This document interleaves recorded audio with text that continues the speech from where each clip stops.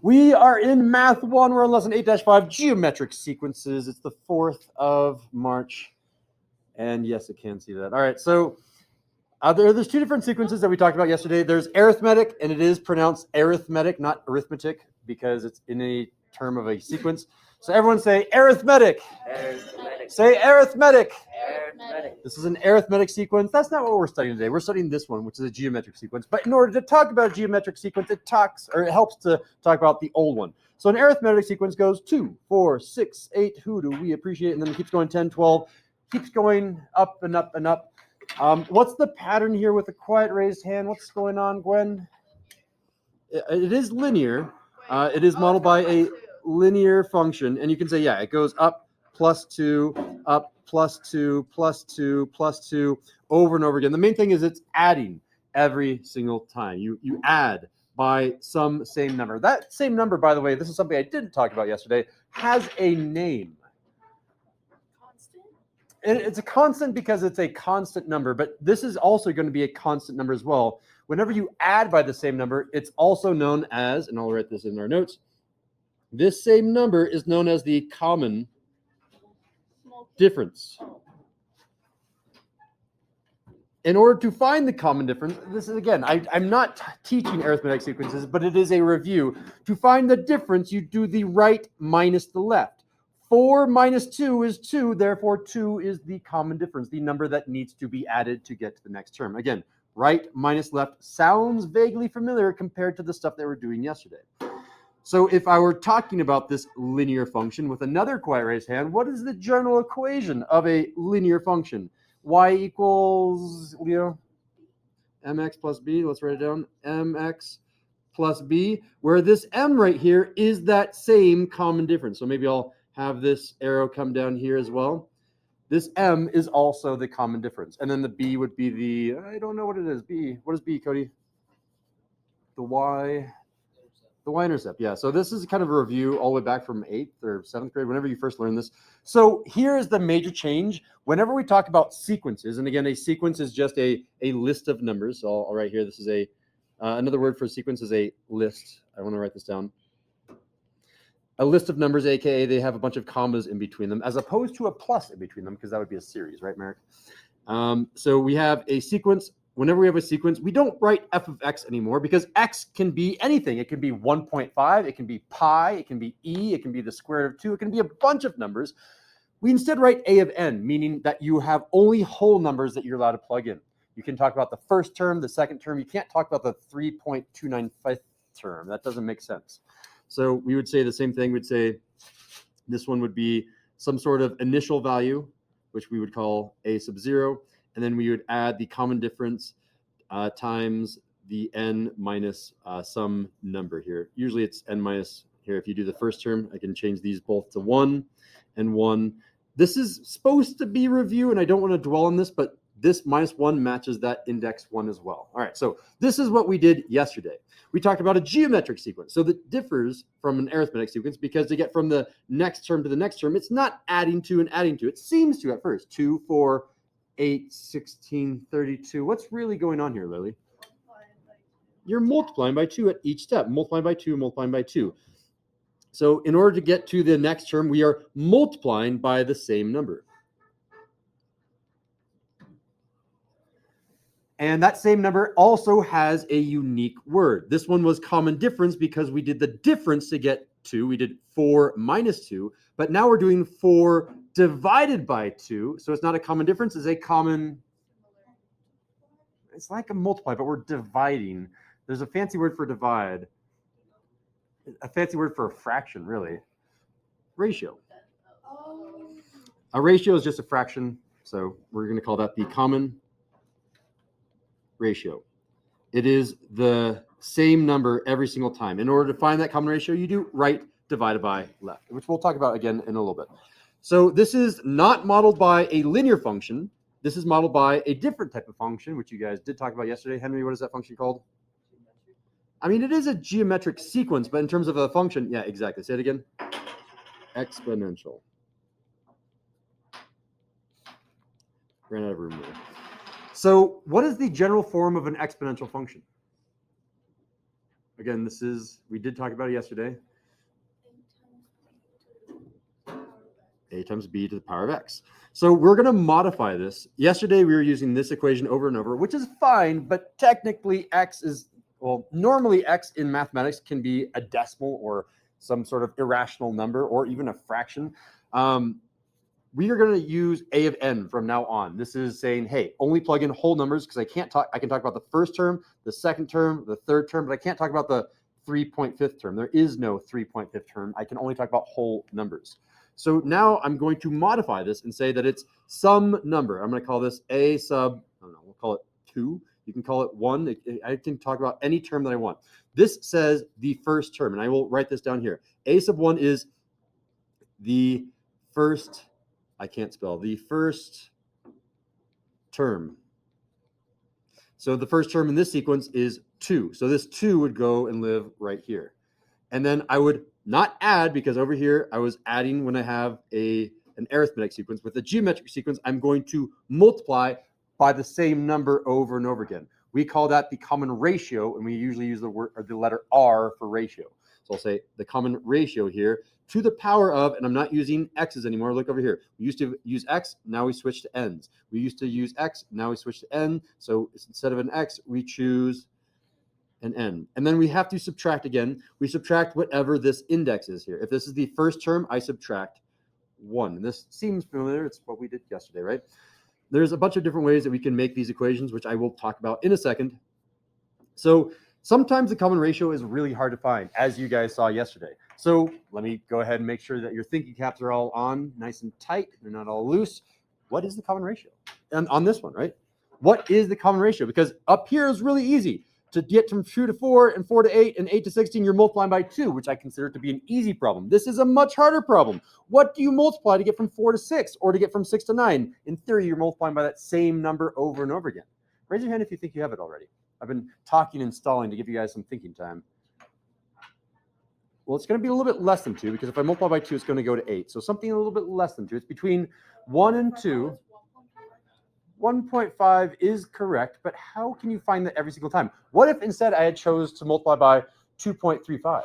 How would you have figured that out? Leo, go. I did 6/4 and reduced that to 3 over 2, and then 3 over 2 is 1.5. Oh my God, well explained. I'm just going to literally repeat what you said so that the camera, the microphone can pick it up. Leo took the 6 and divided it by 4. 6 divided by 4. And I'm going to move this over here because I'm going to talk about why this is the case. And then she reduced that by dividing the top and bottom by 2. And that turns into a 3 over 2. And technically, that's what I want in my class. But Leo went another step further and said, hey, I don't like fractions. I want decimals. That's 1.5. And that is indeed the common ratio. So I should label that in my notes. This number right here is the common ratio, aka the thing that you multiply by over and over again. So why did this work? Because we did the same thing that we did back here to find the common difference. You did right minus the left. Well, we're going to do right divided by left now to find our common ratio. So in general, to find the common ratio, and I'll write this down, our equation for the common ratio, R, is equal to the right number divided by the left number. And that's the equation every single time. And then to make an equation, we're going to start with f of x, but I'm going to quickly move this out to a sub n. And I'm going to get like 4 or 5 of you to make your own equation here, just like we did yesterday. I'm going to have an a sub n down here. But in general, we would say f of x is equal to, in fact, I'm going to go ahead and ignore this. I don't even want to move to that equation. I'm just going to say, let's skip straight to a sub n.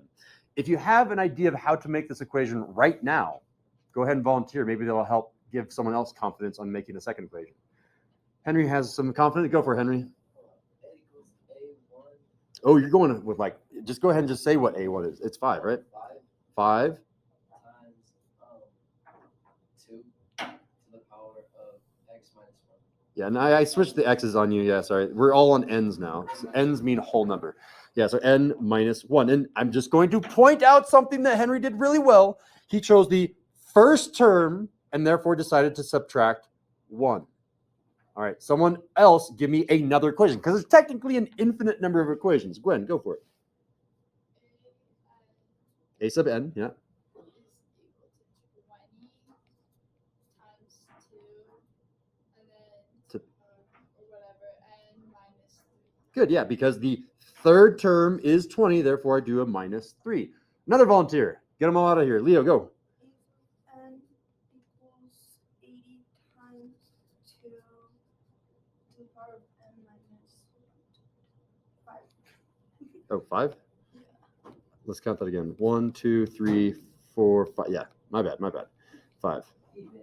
And I should make a note here. I'm being super lazy with my notation. This should be an A and then an N like underneath, an A and an N underneath, an A and then an N underneath. They shouldn't be A times N. This N is called a subscript. There's something called superscript and subscript. It's kind of technical. You don't really need to know, but I'd like to talk about it.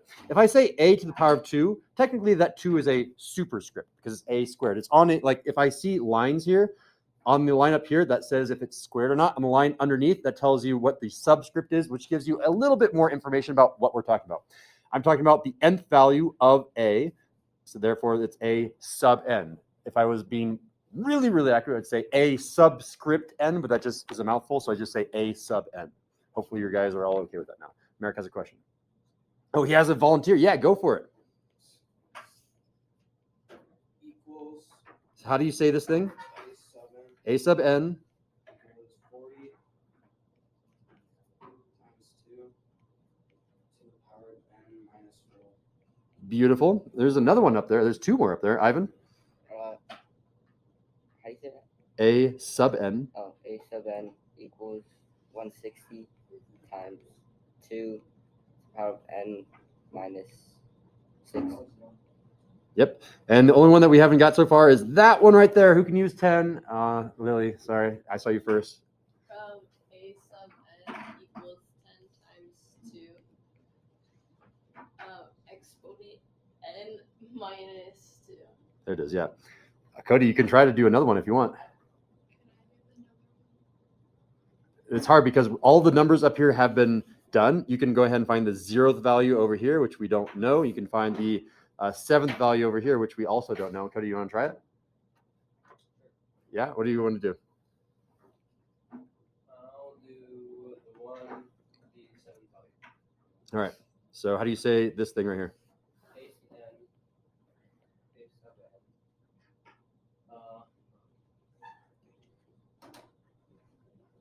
I don't know if you found that answer. I'm trying to figure it out myself. The way that I would have done it, Cody, is to ignore the 0 and try to double 16.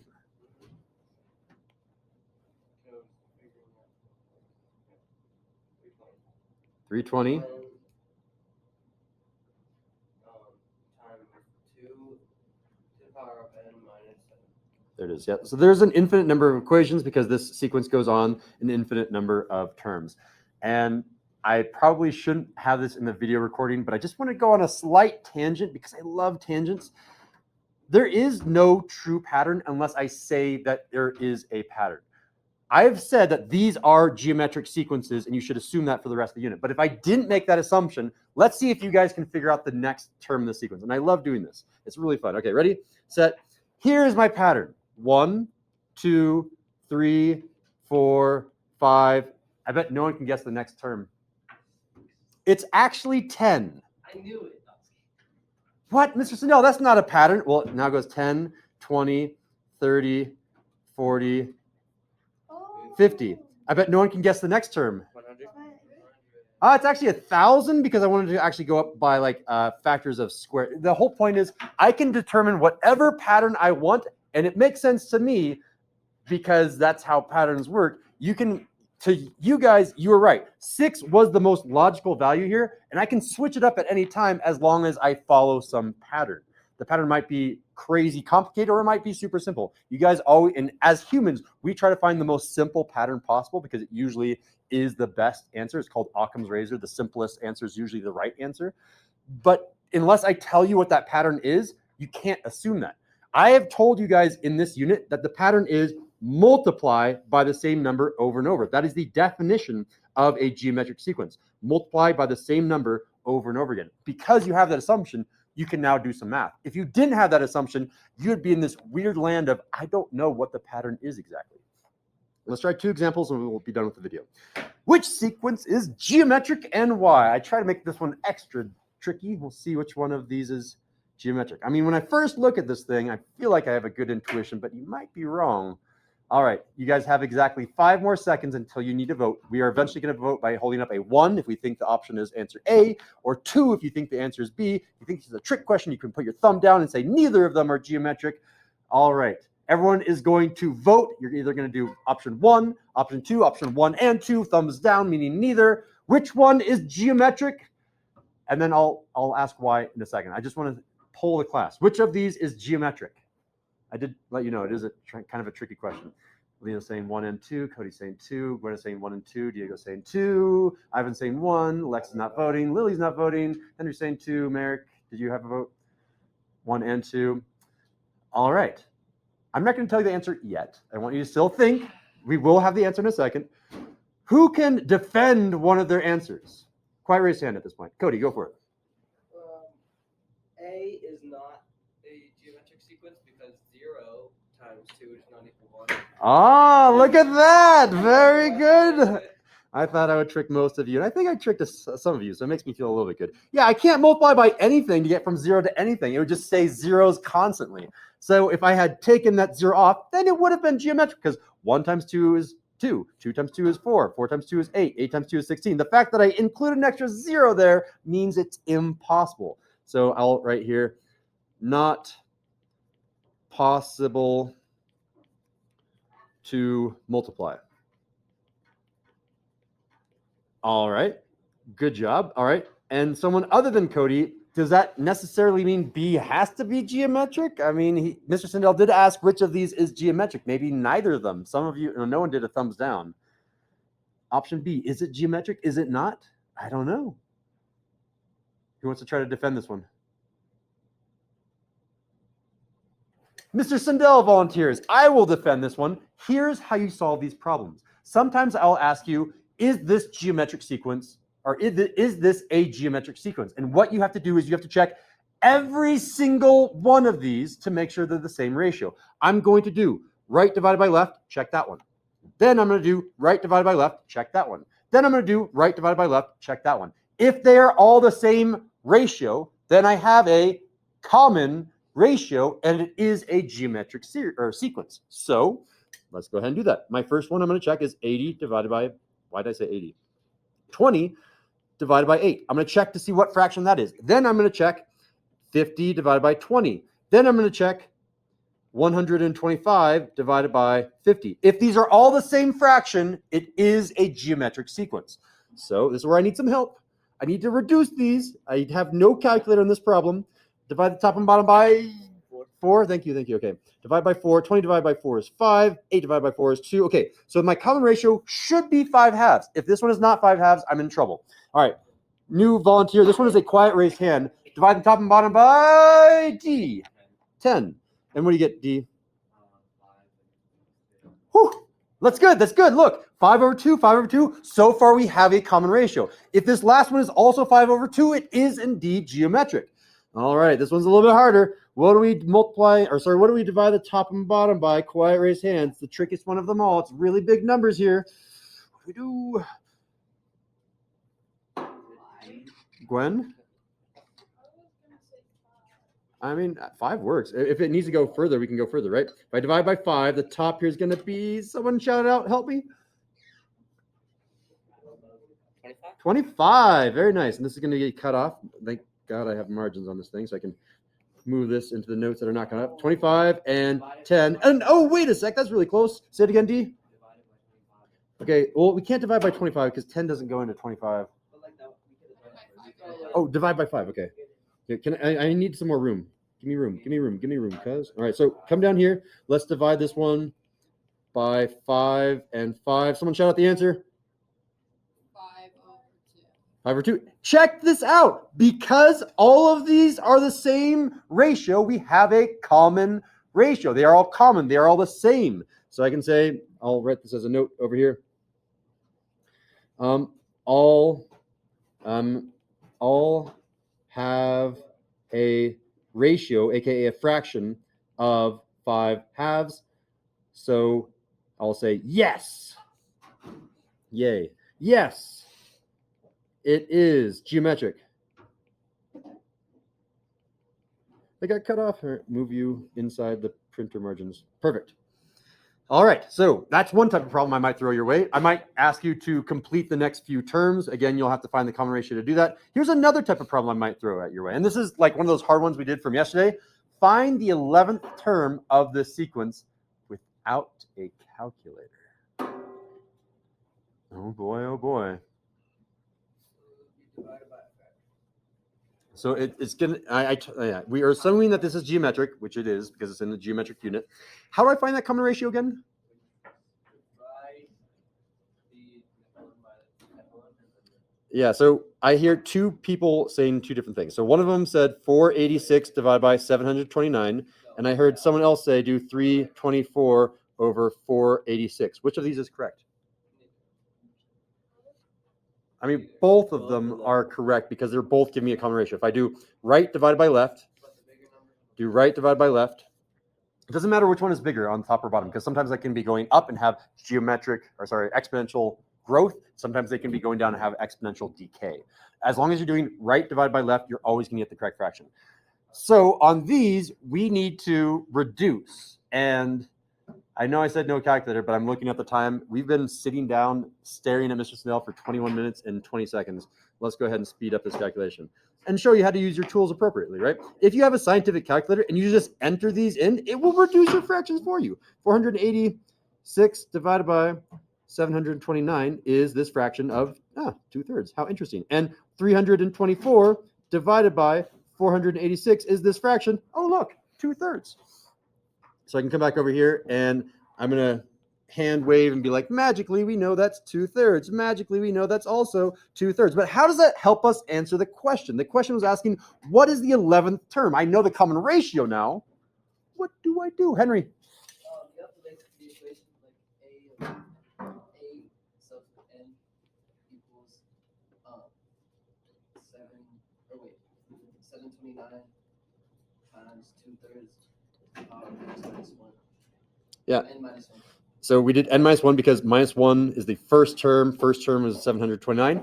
There we go. Now we have the formula. We can use that formula and say, okay, this is now literally going to say the 11th term. This is how I read this. You can say a sub 11 and you're technically correct, but what this is really interpreted as is the 11th term. And then if I write the equal to sign, this is interpreted as is. So this says the 11th term is, and then I just do all of this, right? I plug it in. I say, okay, 729 times 2/3 to the power of, okay, well, I have an 11 here. I'm going to plug that up here, and I'm going to say 11 minus 1. And again, this is kind of a harder problem. Maybe I should have made it easier. Let's just use a calculator. Come over here, calculator. Can you guys? Oh, you guys can't even see the calculator. Now you guys can see the calculator. I'm going to type in 729 times 2/3, and that 2/3 is going to be to the power of 10. And we get this yummy fraction that looks like this. So I can say that the 11th term, a sub 11, is equal to 1024 divided by 81. Ta-da! Cool. Desmos has tried to simplify it for us, and it has said all we can do is make it 1024 over 81. Cool. Well, that does conclude the notes. That is topic 8.5 for geometric sequences in Math 1. Bye.